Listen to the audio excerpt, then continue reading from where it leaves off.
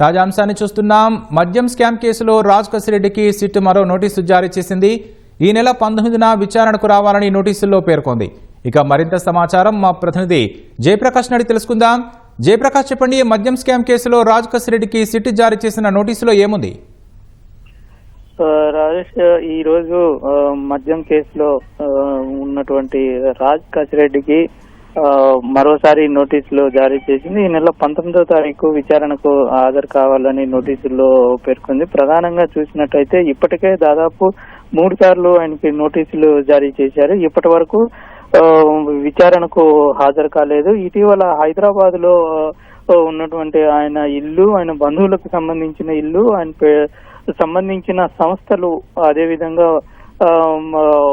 మొత్తం ఆయనకు సంబంధించినటువంటి ఇళ్ల పైన తనిఖీలు చేశారు. ఈ తనిఖీల్లో కొన్ని కీలకమైనటువంటి డాక్యుమెంట్లు కూడా స్వాధీనం చేసుకున్నారు. దాంతో పాటుగా ఇందులో ఉన్నటువంటి ఈ మద్యం స్కామ్ లో ఉన్నటువంటి వచ్చినటువంటి ఆదాయాన్ని తీసుకొని కొన్ని పెట్టుబడులు కూడా పెట్టినట్టు పోలీసులు సిట్ అధికారులు గుర్తించారు. దీంట్లో భాగంగానే కొన్ని చిత్ర పరిశ్రమలో పెట్టుబడులు పెట్టి సినిమాలు కూడా నిర్మించినట్టు దానికి సంబంధించిన ఆధారాలు సేకరించారు. అయితే సిట్ అధికారులు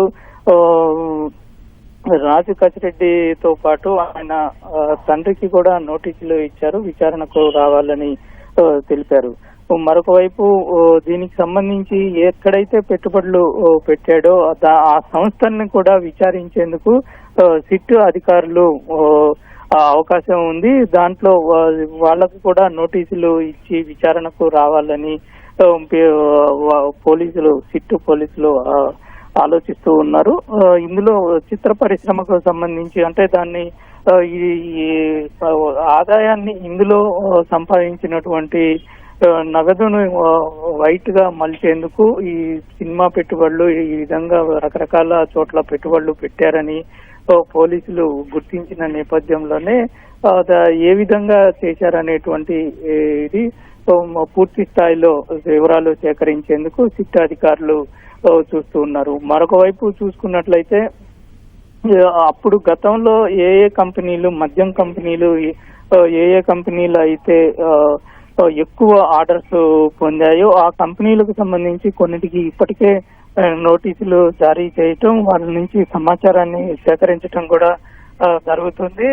రోజు సిట్ అధికారులు ఏదో ఒక కంపెనీకి, కొన్ని కంపెనీలకి నోటీసులు ఇవ్వటం, వారి నుంచి వివరాలు రాతపూర్వకంగా కానీ వారి నుంచి మౌఖికంగా కానీ వివరాలు సేకరిస్తూ ఉన్నారు.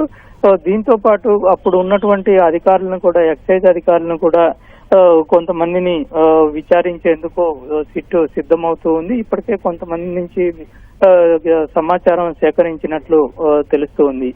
మొత్తం మీద మరొక వైపు రేపు విజయసాయిరెడ్డి విచారణకు రానున్నారు. ఆయనకు 18వ తేదీన విచారణకు రావాలని సిట్ అధికారులు నోటీస్ ఇచ్చారు. అయితే ఆయన 17వ తేదీనే విచారణకు వస్తానని సిట్కి చెప్పడంతో రేపే విచారణకు హాజరు కానున్నారు. విజయవాడ కమిషనర్ కార్యాలయంలో ఉన్నటువంటి సిట్ కార్యాలయానికి రేపు ఉదయం 10 గంటలకు వచ్చి ఆయనకు తెలిసిన విషయాలు చెప్పే అవకాశం కనబడుతుంది. ఎందుకంటే ఇటీవల సిఐడి అధికారులు విచారణకు వచ్చినప్పుడు రాజ్ కసిరెడ్డి ఇందులో మద్యం కేసులో కీలక సూత్రధారి, పాత్రధారి ఆయనేనని, అన్ని ఆయన కన్సర్న్లోనే జరిగాయని విజయసాయిరెడ్డి బహిరంగంగా మీడియాతోటి చెప్పిన పరిస్థితి అయితే ఉంది. ఈ నేపథ్యంలోనే విజయసాయిరెడ్డిని సాక్షిగా పిలుస్తూ విచారణకు రావాలని తెలిపారు. రేపు కీలకంగా మారనుంది. ఈ కేసులో దాదాపు వైసీపీలో గతంలో రెండో వ్యక్తిగా ఉన్నటువంటి విజయసాయిరెడ్డికి దాదాపు పూర్తిగా వైసీపీ హయాంలో జరిగినటువంటి విషయాలన్నీ పూర్తిగా తెలిసే అవకాశం ఉన్నందున రేపు రానుండటంతో కీలకమైనటువంటి విషయాలు రాబట్టే అవకాశం అయితే ఖచ్చితంగా కనబడుతూ ఉంది. దీంతో పాటు మరోసారి రాజ్ కాసిరెడ్డికి నోటీసులు ఇవ్వనున్నారు. అయితే ఎక్కడ ఉన్నాడనే విషయం ఇప్పటి వరకు తెలియలేదు. దీని వెనకాల అతను అదృశ్యం అవటం వెనకాల కొంతమంది వ్యక్తుల సూచనలే ఉన్నాయనేటువంటిది తెలుస్తుంది. మరొక వైపు ఇప్పటికే లుక్అవుట్ నోటీస్ కూడా ఇచ్చిన నేపథ్యంలో ఎక్కడికి విదేశాలకు వెళ్లే అవకాశం లేదని సిట్ అధికారులు మాత్రం భావిస్తూ ఉన్నారు. మొత్తం మీద రేపు కీలకంగా మారనుంది. ఈ రోజు మరోసారి రాజ్ కాసిరెడ్డికి నోటీసులు ఇచ్చాడు. వస్తాడా రాడా అనేటువంటిది మాత్రం కొంత ప్రశ్నార్థకంగానే మారుతుందని చెప్పుకోవచ్చు రాకేష్. అయితే జయప్రకాష్, కసిరెడ్డి పెట్టుబడి పెట్టిన చిత్ర పరిశ్రమకు చెందిన వారిని ఎవరైనా గుర్తించారా? కొంతమందిని గుర్తించినట్లు మనకి తెలుస్తుంది. అధికారికంగా ఇప్పటి వరకు వెల్లడించినప్పటికీ కొంతమందిని గుర్తించారు. చిత్ర పరిశ్రమ కావచ్చు, ఇతర సంస్థల్లో పెట్టుబడులు కావచ్చు, ఈ ఎవరినైనా సరే ఖచ్చితంగా కొంత నిన్న తనిఖీలలో కొన్ని వాళ్ళకి బయటపడ్డాయి. దానికి సంబంధించి వాటన్నిటినీ క్రోడీకరించుకొని ఆ సంస్థలకు కూడా నోటీసులు ఇచ్చి ఆ నోటీసులు ద్వారా వారి నుంచి కీలకమైన సమాచారం రాబట్టాలని సిట్ అధికారులు అయితే కసరత్తు చేస్తూ ఉన్నారు రాకేష్. ధన్యవాదాలు జయప్రకాష్.